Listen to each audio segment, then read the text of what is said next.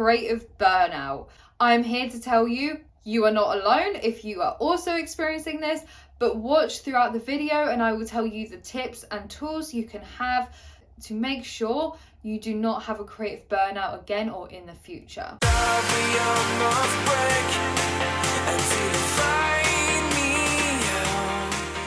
SparkJoy Gang have landed here purposely because you want to be able to create more, because you want to be able to create more without burnout. You want to be able to express yourself and feel that fulfillment and elevate and almost that creative high without feeling that plummet lowness afterwards. I'm here to tell you, I have experienced creative burnout. I'm here to tell you, you are not alone if you are also experiencing this, but watch throughout the video and I will tell you the tips and tools you can have to make sure you do not have a creative burnout again or in the future. If you haven't already, please don't forget to like, share, subscribe, you know the drill. Step number 1 is recognizing the burnout signs before they actually manifest. This took me such a long time to actually get grips with and understand and recognize. So first, be patient with yourself within this. The main 5 burnout signs I've noticed is tiredness and fatigue, unnecessary stress when you overanalyze things in your mind when there's no need to. You're struggling to sleep at night. You notice you have an overactive mind and you find it hard to switch off. And you're physically, mentally, emotionally, and spiritually exhausted. If you recognize 1 or 2 of these within yourself, I would step back temporarily to practice mindfulness and self-care, whether it's meditation, breath work, go get a massage, have a bath, eat good food, be in stillness, be in nature, get grounded, because that's gonna set you up to step forward later on. You don't want to go into the next creative project still burnt out, still exhausted, because the work capacity you're able to provide is a lot slimmer. You're better off taking a step back, come back into self-regulation, come back to self, and then move forward on the next creative project or carry on with the project that you are doing.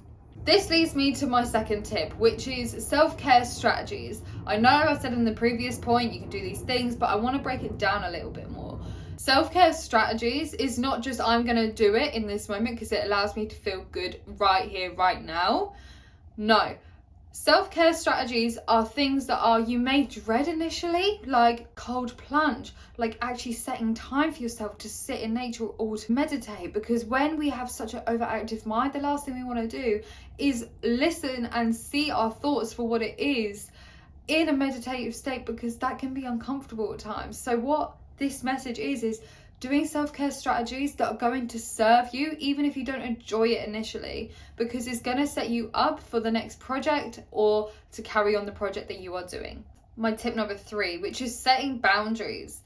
If we are a creator, we're getting creative, we are doing a commission piece art, or we're doing a videography content, or we're creating content for our own YouTube channel, we have to set these boundaries, because if we don't, we're going to exhaust ourselves pretty quickly. Whether these are boundaries of I'm going to set myself time for self-care strategies and routines that are going to serve me, or if it's saying, you know what, I actually need more time to create this, I'll get back to you next week on a date that I know I can finish by. Or if it's simply saying to your family, hey, I know I've been creating all day and I know I want to spend time with you, but I need to make sure I'm in self energy right now before I can do anything else, because I don't want to bring my overactive mind, my creative burnout and my dysregulated self to this new environment. It's not just looking after yourself, it's looking after others if you want to change that perspective. Tip number 4, the creative industry can actually be really lonely. Unless you collaborate with another creative, you're pretty much alone in that. And if you're not careful, you can isolate yourself. It's so important to seek support outside of yourself, whether that's coming onto these YouTube videos that I provide to allow yourself to feel, oh, okay, I can resonate with that. The community in the comments below, they also do.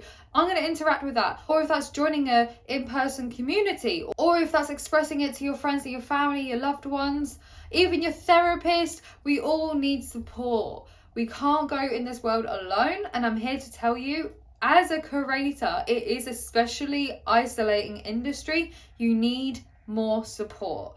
I'm actually really curious to know anyone that's experienced creative burnout, how long you've been in that burnout stage before you can then go create again.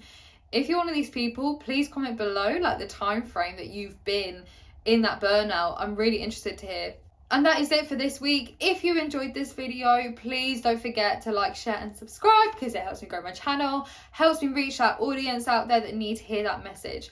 Thank you so much. I will see you on the next episode.